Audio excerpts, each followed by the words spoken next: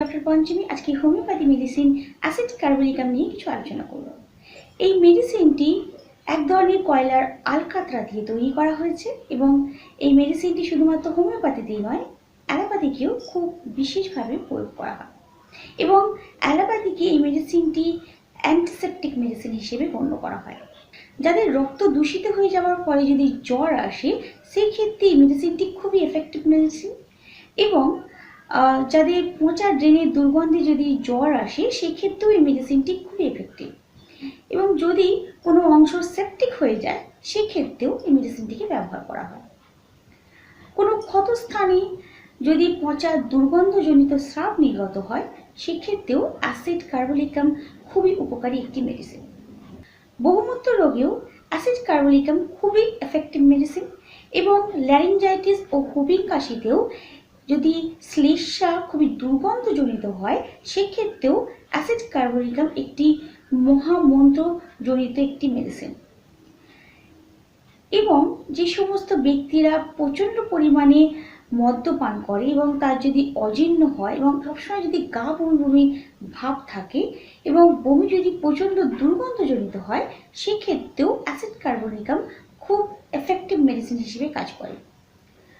যাদের গর্ভস্রাব হচ্ছে বা প্রসবের পর যদি জরায়ুর মধ্যে একটা প্রচণ্ড দুর্গন্ধজনিত গন্ধ পাওয়া যায়, সেক্ষেত্রে যদি অ্যাসিড কার্বলিকামের 1x পোটেন্সিতে যদি 20 ফোঁটা জলের সঙ্গে মিশিয়ে যদি ডোজের মাধ্যমে জরায়ুতে প্রবেশ করানো হয়, সেক্ষেত্রে মহিলাদের এই সমস্যা খুব তাড়াতাড়ি সমাধান হতে পারে।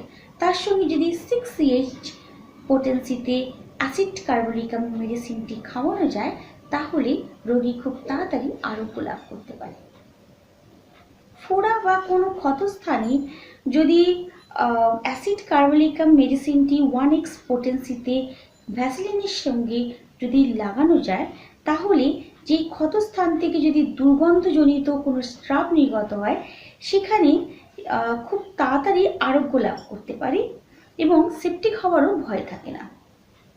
পাকস্থলীর মধ্যে যদি ক্যান্সার হয়, সেক্ষেত্রেও যদি এই মেডিসিনটি 3x বা 6H যদি সেবন করা হয়, তাহলেও খুবই এফেক্টিভ কাজ করে।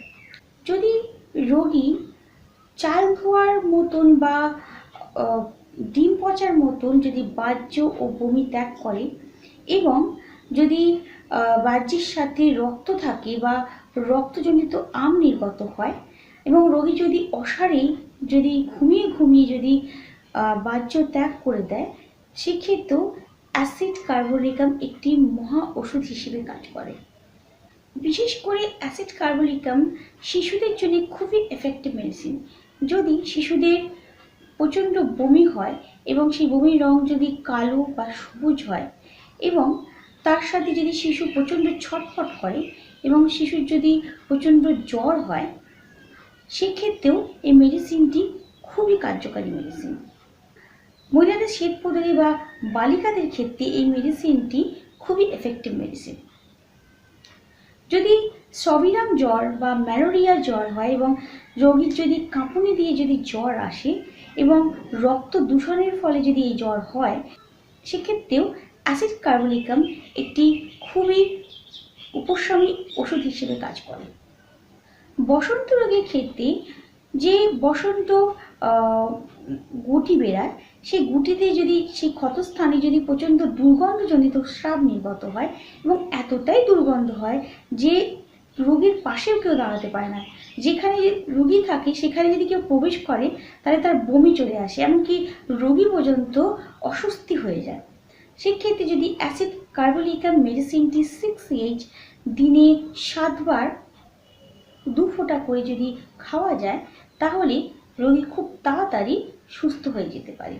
এবং তার সাথে যদি 1x পোটেন্সিতে যদি অলিভ অয়েলের সঙ্গে ওই বসন্ত গুটির মধ্যে যেখান থেকে স্রাব নির্গত হচ্ছে সেখানে যদি লাগানো হয়, তাহলে রোগী আরও তাড়াতাড়ি সুস্থ হয়ে যেতে পারে।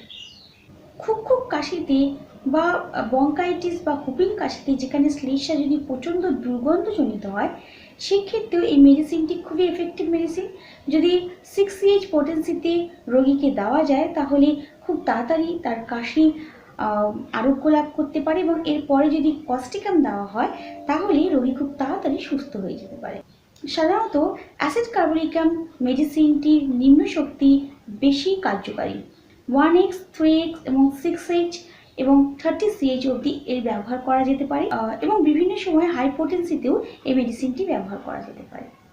আজকের জন্য এইটুকুই বন্ধুরা, কাল আবার একটি ভিডিও নিয়ে আপনাদের সামনে আসবো। ততক্ষণ ভালো থাকবেন, সুস্থ থাকবেন। আর যদি আপনাদের আমার ভিডিও ভালো লেগে থাকে তাহলে একটা লাইক, কমেন্ট আর শেয়ার করতে ভুলবেন না। ভালো থাকুন, সুস্থ থাকুন। নমস্কার।